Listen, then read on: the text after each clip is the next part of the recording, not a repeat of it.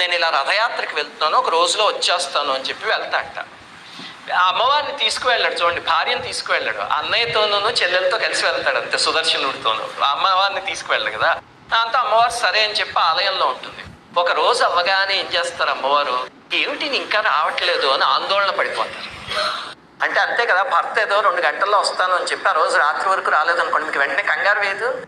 3 రోజులు అయ్యేసి ఆందోళన పెరిగిపోతుంది. పంచమి రోజు పెరిగిపోయి సరేరా పదండి మనందరం అక్కడికి వెళ్దాము, స్వామి అక్కడ ఉండిపోయాడేమో పొరపాటున, లేకపోతే ఏమైనా ఇబ్బంది వచ్చిందేమో, లేకపోతే మర్చిపోయాడేమో గుర్తు చేద్దాం అని చెప్పి సర్వాంగ సుందరంగా అలంకరించుకుంటారు. ఆ రోజున దగ్గరికి వెళ్తున్నారు కదా, అందుకని చక్కగా అలా వెళ్తారు. అమ్మవారు సరిగ్గా గుండిచా దగ్గరికి వెళ్తుంటే వీళ్ళు బాకాలు బాణసంచాలు. స్వామి అడుగుతాడు, ఏమిట్రా హడావడి, బయట ఏమి జరుగుతోంది అంటే, స్వామి మీరు రావట్లేదని చెప్పి అమ్మవారు వచ్చేస్తున్నారు, ఇప్పటికే 3 రోజులే. అమ్మ బాబోయ్ ఇక్కడికి వస్తుందా, ఇప్పుడు వచ్చిందంటే నాకు భయం అంతేనే, ఇంక నన్ను లాగేస్తుంది, అలాగే వీళ్ళందరూ ఉన్నారు ఇక్కడ నా పుట్టింట్లోను, అమ్మ బాబోయ్ ఇప్పుడు వద్దు తలుపేసేయండి అని చెప్పి స్వామి మూసేయమన్నట్టమ్మ, చాలా అన్యాయం ఇది అని చెప్తాను. అంతే ఆవిడకి ఆగ్రహం వచ్చేస్తుంది. ఏమిటి పుట్టింట్లో ఉంటే మాత్రం భార్య అంటే ఇంత నిర్లక్ష్యమా, తలుపు పూయించేస్తాడా అని చెప్పి సరే అయితే పని చెప్దామని వెనక్కి వచ్చేస్తూ రథ చక్రాన్ని అమ్మవారు విరగ్గొట్టేసి ఆ సారథి చెయ్యి విరగ్గొట్టేసి వచ్చేస్తారు వెనక్కి. కుంగిపోవడమే కాదు, నా చెయ్యి చూడండి అంటే స్వామి తలుపు ఇచ్చేసావు అలాగా. దాంతో అమ్మకి ఆగ్రహం వచ్చి విరగ్గొట్టి వెళ్ళిపోయింది, నువ్వు వెనక్కి వెళ్ళి ఇప్పుడు నీ సంగతి ఉంది అని వాడు ముందే చెప్తారు. అమ్మ బాబోయ్ అయితే అక్కడ సిద్ధంగా ఉందేమో అనుకుని ఎంత తమాషాగా జరుగుతున్నారు. ఇంతకు ముందు ఆయన మర్యాద కాపాడుకున్నాడు కాబట్టి ఆ పైనుంచి ఎదురు చూశారు.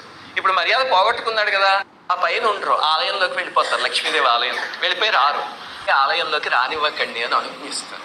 ఆవిడ హోమ్ మినిస్టర్, ఆవిడ చెప్తే ఆవిడేం చేస్తాడు, మూసేస్తారు అంతే ప్రధాన ద్వారం. ఈయన బలభద్రుడు ఆ సుభద్రాదేవి వచ్చి బయట ద్వారం తెరవండి ద్వారం తెరవండి అంటే కుదరదు, అమ్మ మూసేయమని చెప్పింది, మీరు లోపలికి రావడానికి వీల్లేదు అంటే. దాంతో చివరికి బతిమాలుకుని అమ్మని పిలుచుకురండి ఒకసారి అంటే అప్పుడు బయటికి పిలుచుకొస్తారు. ఆవిడ ద్వారానికి చూస్తే వస్తున్నాడు, వచ్చి ఏమిటి సంగతి అని అడుగుతుంది. పెడితే ఏమిటే ఉంది లక్ష్మి, కాస్త ఏం లేదు వెళ్ళరా వెళ్ళు, అక్కడ ఉన్నావు కదా 9 రోజుల పాటు మీ వాళ్ళందరూ ఉన్నారు కదా, అక్కడే ఉండు, నేనెందుకు, నేను వచ్చినప్పుడు తలుపే ఇచ్చేసావు కదా, వెళ్ళిపో. ముత్యాలు నీకు హారాలు అవన్నీ కొని తెద్దామని వెళ్ళాను, నాకేమక్కడేం మోసేం లేదు, నేను అక్కడికి వెళ్ళా, నువ్వే మనస్సులో ఉన్నావు అని చెప్పి ఆ హారాలు అవన్నీ చూపిస్తాడు. చూపిస్తే ఆవిడ ఓహో వీటిని ముత్యాలు అంటారా, నాకు తెలియదే, జీవితంలో ఎప్పుడు నేను చూడలేదు, రోజులో వచ్చేస్తాను ఆయన 3 సార్లు అన్నాడు, అందుకని మేమే తీసుకువెళ్ళాము, నువ్వు కాస్త అంగీకరించి లోపలికి రాని తల్లి అని బావగారు చెప్తారు. చెప్తే అప్పుడు సుభద్రాదేవి కూడా వచ్చి చెప్తుంటే సరే అయితే రండి స్వామి అంటే అప్పుడు స్వామి రసగుల్లా లాంటిది ఒక స్వీట్ ఉంటుంది, దాన్ని క్షీరమోహనం అని పిలుస్తారు, అది తీసి అమ్మవారికి ప్రేమతో నోట్లో పెడతాడు. ఆవిడ తింటూ ఉంటే